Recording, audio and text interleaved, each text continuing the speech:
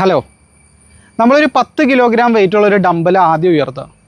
അതിനുശേഷം ഒരു 2 കിലോഗ്രാമോ 5 കിലോഗ്രാമോ ഉയർത്താൻ നേരത്ത് വലിയ ഭാരം നമുക്ക് ഫീൽ ചെയ്യില്ല. അതെന്തുകൊണ്ടാണെന്ന് ചോദിച്ചു കഴിഞ്ഞാൽ നമ്മൾ സ്റ്റാർട്ട് ചെയ്തത് തന്നെ വലുതിലാണ്. 10ൽ സ്റ്റാർട്ട് ചെയ്തുകൊണ്ട് അതിൻ്റെ താഴേക്കുള്ളതൊന്നും നമുക്ക് വലിയൊരു വെയിറ്റായിട്ട് നമുക്ക് ഫീൽ ചെയ്യില്ല. ഇതേ പ്രിൻസിപ്പിൾ നമ്മുടെ ബിസിനസ്സിൽ ഉപയോഗിക്കാനായിട്ട് സാധിക്കും. ഇപ്പോൾ നമുക്കൊരു പ്രൊഡക്റ്റ് ഉണ്ട്, അത് കുറച്ച് വില കൂടിയൊരു പ്രൊഡക്റ്റാണ്, അത് നമ്മളുടെ പ്രൈമറി പ്രൊഡക്റ്റാണ്. ഈ പ്രൊഡക്റ്റിനോട് ചേർത്ത് നമുക്ക് മറ്റു പ്രൊഡക്റ്റുകളും കൂടി സെല്ല് ചെയ്യാനായിട്ട് സാധിക്കും. ബണ്ടിൽ ചെയ്ത് നമുക്ക് മറ്റു പ്രൊഡക്റ്റുകൾ കൂടി സെല്ല് ചെയ്യാനായിട്ട് സാധിക്കും.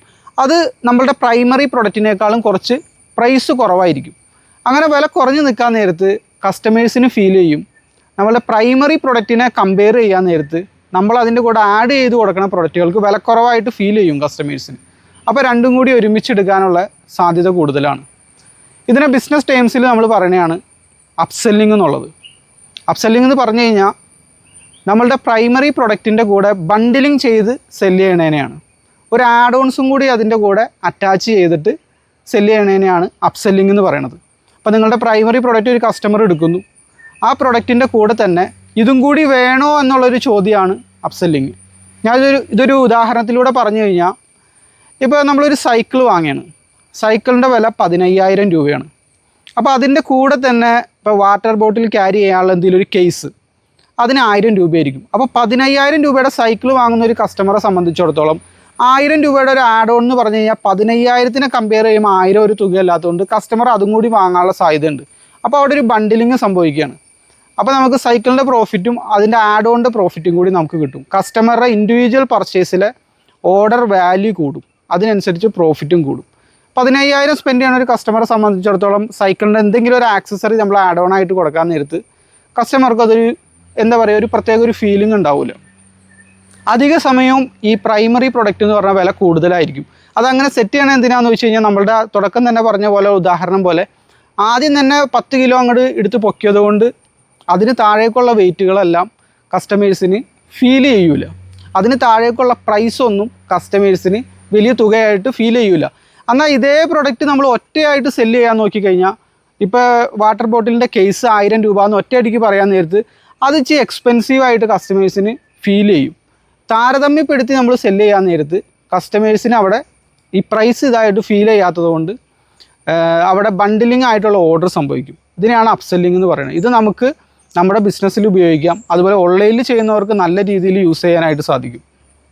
ഇപ്പം നിങ്ങൾക്കൊരു സംശയം വരെയാണ്, എന്ത് പ്രൊഡക്റ്റ് ഞാൻ അടുത്തത് ഇറക്കും? നിങ്ങൾക്ക് ഓൾറെഡി ഒരു പ്രൊഡക്റ്റ് നല്ല രീതിയിൽ സെയിൽ നടക്കുന്നുണ്ട്, അടുത്ത പ്രൊഡക്റ്റ് എന്താണെന്ന് നിങ്ങൾ ചിന്തിച്ചിരിക്കുകയായിരിക്കും. നിങ്ങൾക്ക് ഇതിനോട് സാമ്യതയുള്ള എന്തെങ്കിലും പ്രൊഡക്റ്റുകൾ ഇറക്കാനായിട്ട് സാധിക്കും. ഇപ്പോൾ നിങ്ങൾക്കൊരു പ്രൈമറി പ്രൊഡക്റ്റ് ഉണ്ട്, ആ പ്രൊഡക്റ്റിൻ്റെ കൂടെ എന്താണ് എനിക്ക് അപ്സെൽ ചെയ്യാൻ പറ്റണേന്നുള്ളൊരു കൺഫ്യൂഷൻ നിങ്ങൾക്ക് ഉണ്ടെങ്കിൽ, അല്ലെങ്കിൽ അടുത്ത പ്രൊഡക്റ്റ് ഞാൻ എന്തിറക്കും, ഒരു പ്രൊഡക്റ്റ് ഓൾറെഡി നല്ല രീതിയിൽ സെല്ല് ചെയ്യുന്നുണ്ട്, ഇതിൻ്റെ കൂടെ എന്തെങ്കിലും കൂടി അറ്റാച്ച് ചെയ്ത് കഴിഞ്ഞാൽ ഒരുപാട് കസ്റ്റമേഴ്സ് ഓൾറെഡി വന്നിട്ടുണ്ട്, അവർ എന്തെങ്കിലും കുറച്ചും കൂടി എടുക്കുകയാണെങ്കിൽ ഓർഡർ വാല്യൂ കൂടുമല്ലോ. ഒരു 100 കസ്റ്റമർ വരാൻ നേരത്ത് ഒരു 100 കസ്റ്റമർ വരുമ്പോൾ 100 പേരോട് നമ്മൾ പറയാണ് ഇതും കൂടി വേണോ എന്ന് ചോദിക്കാൻ നേരത്ത് അതിലൊരു 20 പേരെടുത്താൽ തന്നെ നമ്മുടെ എൻ്റയർ സെയിൽസ് വോളിയം കൂടെയാണ്. ഒരു കസ്റ്റമറെ കണ്ടെത്തുമ്പോൾ 2 ഓർഡർ അതിൽ നിന്ന് കിട്ടുകയാണെങ്കിൽ ശരിക്കും പറഞ്ഞാൽ നമ്മൾ 2 കസ്റ്റമറെ കണ്ടെത്തിയതിന് തുല്യമായിട്ട് മാറുകയാണ്. അപ്പോൾ എന്തെങ്കിലും ഒരു കാര്യം കൂടി നമുക്ക് അറ്റാച്ച് ചെയ്യണം. പക്ഷെ അത് എന്താണെന്ന് നിങ്ങൾക്ക് ക്ലാരിറ്റി ഇല്ലെങ്കിൽ ഈസി ആയിട്ട് നമുക്ക് കണ്ടുപിടിക്കാനായിട്ട് സാധിക്കും. നിങ്ങൾ ചെയ്യേണ്ട കാര്യം ഇത്രയേ ഉള്ളൂ, നേരെ ആമസോണിൽ ചെല്ലാം. ആമസോണിൽ ചെന്നിട്ട് നിങ്ങളുടെ പ്രൈമറി പ്രൊഡക്റ്റ് സെർച്ച് ചെയ്യുക. ഒരു ഉദാഹരണം പറയുകയാണെങ്കിൽ, നിങ്ങളിപ്പോൾ കാറിൻ്റെ എന്തെങ്കിലും ആക്സസറീസാണ് വിറ്റുകൊണ്ടിരിക്കണമെന്ന് വിചാരിക്കുക. കാറിൻ്റെ സീറ്റിൽ ഫിറ്റ് ചെയ്യാനുള്ള എന്തെങ്കിലും കുഷ്യനോ കാര്യങ്ങളോ അങ്ങനെ എന്തെങ്കിലുമാണ് നിങ്ങൾ സെല്ല് ചെയ്യണമെന്ന് വിചാരിക്കുക. അപ്പോൾ നേരെ ആമസോണിൻ്റെ സെർച്ച് ബാറിൽ ചെന്നിട്ട്, ഞാൻ സൈഡിൽ കൊടുക്കാതെ സെർച്ച് ബാറിൽ ചെന്ന് കാറിൻ്റെ കുഷ്യന് അടിച്ചു കൊടുക്കുക. അപ്പോൾ ഒരുപാട് റിസൾട്ടുകൾ കാണും. എന്നിട്ട് അതിൽ ക്ലിക്ക് ചെയ്തിട്ട് നമ്മൾ താഴേക്ക് സ്ക്രോൾ ചെയ്ത് നോക്കുക. അപ്പോൾ ഒരു സെക്ഷൻ നമുക്ക് ആമസോൺ കാണിച്ചു തരും. ഫ്രീക്വൻലി ബോട്ട് ടുഗെദർ എന്നാണ് അതിന് പറയുന്നത്. അതല്ലെങ്കിൽ customer who boat this item also boat this എന്നുള്ളൊരു സെക്ഷൻ ഉണ്ടാവും. ഞാൻ സെയിലിൽ കൊടുക്കാം. ഈ പ്രൊഡക്റ്റ് വാങ്ങിയ കസ്റ്റമേഴ്സ് ഇതും കൂടെ വാങ്ങിയിട്ടുണ്ടെന്നുള്ളൊരു ബണ്ടിലിംഗ് ആയിട്ടുള്ളൊരു സെക്ഷൻ ആമസോൺ നമുക്ക് കാണിച്ചു തരും. അവിടുന്ന് നമുക്ക് ഇൻസ്പിറേഷൻ എടുക്കാം. ഇപ്പോൾ കാറിൻ്റെ കുഷ്യൻ്റെ കൂടെ എന്താ വിൽക്കാമെന്ന് ചോദിച്ചു കഴിഞ്ഞാൽ പെട്ടെന്ന് നമുക്ക് കിട്ടില്ല. പക്ഷേ ആമസോണിൻ്റെ അടുത്ത് ലക്ഷക്കണക്കിന് കസ്റ്റമേഴ്സ് ഉള്ളത് കൊണ്ട് അവരുടെ അടുത്ത് ഡാറ്റയുണ്ട്. ഇതിൻ്റെ കൂടെ കസ്റ്റമേഴ്സ് എന്തൊക്കെയാണ് കാർട്ടിലേറ്റിട്ട് വാങ്ങിയെന്നുള്ളത് അവർക്ക് ഓൾറെഡി അറിയാം. അപ്പോൾ എന്താ വെച്ചാൽ അവർ ഇത് രണ്ടും കൂടി കമ്പൈൻ ചെയ്യും.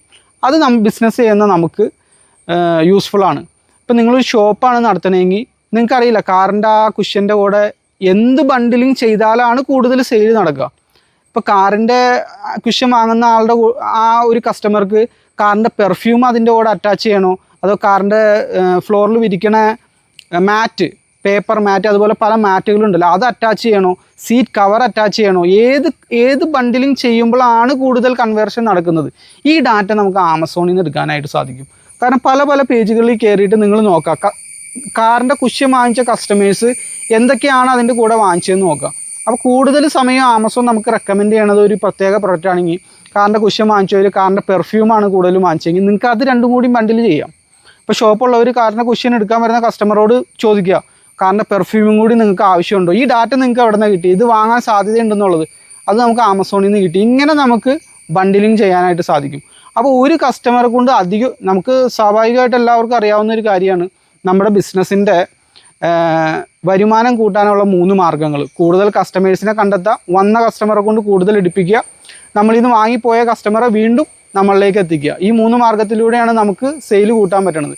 ഇതിൽ വന്ന കസ്റ്റമറെ കൊണ്ട് കൂടുതൽ എടുപ്പിക്കുന്നതാണ് ശരിക്കും പറഞ്ഞു കഴിഞ്ഞാൽ അപ്സെല്ലിങ്. അപ്പോൾ ഈ അപ്സെല്ലിങ്ങിനെ അറ്റാച്ച് ചെയ്യാൻ വേണ്ടിയിട്ട് നമുക്ക് ഇത്തരത്തിലുള്ള ഇൻസ്പിറേഷൻ ആമസോണിൽ നിന്നെല്ലാം എടുക്കാം. പിന്നെ റീസെല്ലിങ് ചെയ്യുന്ന ആളുകൾക്കുള്ള ചെറിയൊരു റിക്വസ്റ്റ് എന്താണെന്ന് വെച്ച് കഴിഞ്ഞാൽ, നിങ്ങൾ ഏതെങ്കിലും ഒരു കാറ്റഗറിയിൽ നല്ല രീതിയിൽ റീസെല്ലിങ് ചെയ്യണമെങ്കിൽ ഈ വന്ന കസ്റ്റമേഴ്സിനോട് നിങ്ങൾക്കും പറയാം, വാട്സപ്പിൽ അവർക്ക് അടുത്ത പ്രൊഡക്റ്റ് അയച്ചു കൊടുക്കാം. ഈ സെയിം പ്രൊഡക്റ്റ് വാങ്ങിയ കസ്റ്റമേഴ്സിന് നിങ്ങൾ ആമസോണിൽ കയറിയ ഡാറ്റ എടുത്തിട്ട്, ഇപ്പോൾ ഒരു ആർട്ടിഫിഷ്യൽ ഫ്ലവറാണ് ഒരു കസ്റ്റമർ വാങ്ങിച്ചതെന്ന് വിചാരിക്കും നിങ്ങളുടെ അടുത്തുനിന്ന്, റീസെല്ലേഴ്സിനോടാണ് ഞാൻ പറയുന്നത്. ആർട്ടിഫിഷ്യൽ ഫ്ലവർ വാങ്ങാൻ നേരത്ത് അതിൻ്റെ കൂടെ അറ്റാച്ച് ചെയ്ത് കൊടുക്കാനായിട്ട് സാധിക്കും. എന്തെങ്കിലും ഹോം ഇൻറ്റീരിയർ ഐറ്റംസ് നമ്മൾ ഇതേപോലെ ഡാറ്റ എടുത്ത് ഇപ്പോൾ കസ്റ്റമർ അയക്കാൻ പറയും. അപ്പോൾ നിങ്ങളൊരു ഫോട്ടോ അയച്ചു കൊടുത്തിട്ട് നിങ്ങൾ വീണ്ടും ചോദിക്കുക, ഈ പ്രൊഡക്റ്റും കൂടി അറ്റാച്ച് ചെയ്തേക്കട്ടെ, ഇതും കൂടി അയച്ചേക്കട്ടെ, വളരെ ബ്യൂട്ടിഫുൾ ആണ്, ഇതിൻ്റെ കൂടെ കമ്പൈൻ ചെയ്ത് നിങ്ങൾക്ക് ഇൻറ്റീരിയർ നല്ല രീതിയിൽ ഭംഗിയിൽ ഡിസൈൻ ചെയ്യാൻ പറ്റുമെന്ന് അങ്ങനെ എന്തെങ്കിലുമൊക്കെ പറഞ്ഞ് വാല്യൂ കൺവിൻസ് ചെയ്തിട്ട് നമുക്ക് കസ്റ്റമേഴ്സിന് സെല്ല് ചെയ്യാം. അപ്പോൾ ഒരു കസ്റ്റമർ വരുമ്പോൾ ആ വന്ന കസ്റ്റമർ കൊണ്ട് കൂടുതൽ എടുപ്പിക്കാനാണ് നമ്മൾ നോക്കേണ്ടത്. അത് ഇതേപോലെ ബണ്ടിലിങ്ങും കാര്യങ്ങളും എല്ലാം ലോജിക്കലായിരിക്കണം. ഇപ്പോൾ നിങ്ങൾ ഒരു ആർട്ടിഫിഷ്യൽ ഫ്ലവർ എടുക്കാൻ വന്ന കസ്റ്റമർക്ക് അച്ചാർ വെക്കാൻ നോക്കിക്കഴിഞ്ഞാൽ അത് നടക്കില്ല. അത് രണ്ട് കാറ്റഗറിയാണ്, രണ്ടും യാതൊരു ബന്ധമില്ലാത്തതാണ്. ആ പ്രൈമറി പ്രൊഡക്റ്റിനോട് സാമ്യതയുള്ള എന്തെങ്കിലും ആണെങ്കിൽ അവിടെ പെട്ടെന്ന് തന്നെ കസ്റ്റമേഴ്സ് എടുക്കാനുള്ള സാധ്യത വളരെ കൂടുതലാണ്. അപ്പോൾ ഈ ഒരു ടെക്നിക്ക് നിങ്ങൾ പയറ്റി വെക്കുക. റീസെല്ലേഴ്സിന്, അതുപോലെ ഷോപ്പുള്ളവർക്ക്, അതുപോലെ തന്നെ ഓൺലൈനിൽ സെല്ല് ചെയ്യുന്നവർക്ക്, ഓൺലൈൻ സ്റ്റോറുകളുള്ളവർക്ക്, വെബ്സൈറ്റ് ഉള്ളവർക്ക്, ഇൻസ്റ്റഗ്രാമിൽ സെല്ല് ചെയ്യുന്നവർക്ക്, ഇവർക്കെല്ലാവർക്കും ഈ അപ്സെല്ലിങ്ങിൻ്റെ ടെക്നിക്ക് യൂസ് ചെയ്യുക. നിങ്ങൾ ആമസോണിൽ കയറി പഠിക്കുക, ഡാറ്റ കളക്ട് ചെയ്യുക. ഡാറ്റയാണ് ഇന്നത്തെ കാലത്ത് പവർ എന്ന് പറഞ്ഞു കഴിഞ്ഞാൽ. ആ ഡാറ്റ കളക്ട് ചെയ്തിട്ട് ആ കംപ്ലീറ്റ് ഇൻ്റലിജൻസും നമ്മൾ ഗ്യാദർ ചെയ്ത് എങ്ങനെയാണ് ബണ്ടിലിങ് ചെയ്യണമെന്ന് പഠിച്ചിട്ട് നിങ്ങൾക്ക് സെല്ല് ചെയ്യാനായിട്ട് സാധിക്കും. ഇതുപോലുള്ള ബിസിനസ് വിശേഷങ്ങളായിട്ട് വീണ്ടും കാണാം. പിന്നെ ഒരു കാര്യം കൂടി, നിങ്ങൾക്ക് ഓൺലൈനിൽ എങ്ങനെയാണ് നല്ല രീതിയിൽ സെല്ല് ചെയ്യണത് എങ്ങനെയാണെന്ന് പഠിക്കണമെന്നുണ്ടെങ്കിൽ എൻ്റെ കോഴ്സിൽ പങ്കെടുക്കാം. സോഷ്യൽ മീഡിയ ഉപയോഗപ്പെടുത്തിയിട്ട് നമുക്ക് ബിസിനസ് ചെയ്യാനായിട്ട് സാധിക്കും. ഞാൻ താഴെ ഡിസ്ക്രിപ്ഷനിൽ ഗ്രൂപ്പിൻ്റെ ലിങ്ക് കൊടുത്തിട്ടുണ്ട്, നിങ്ങൾക്ക് അതിൽ ജോയിൻ ചെയ്യാം. കമൻറ്റ് സെക്ഷനിലും ലിങ്ക് കൊടുത്തിട്ടുണ്ട്, നിങ്ങൾക്ക് ജോയിൻ ചെയ്യാം. അപ്പോൾ വീണ്ടും കാണാം.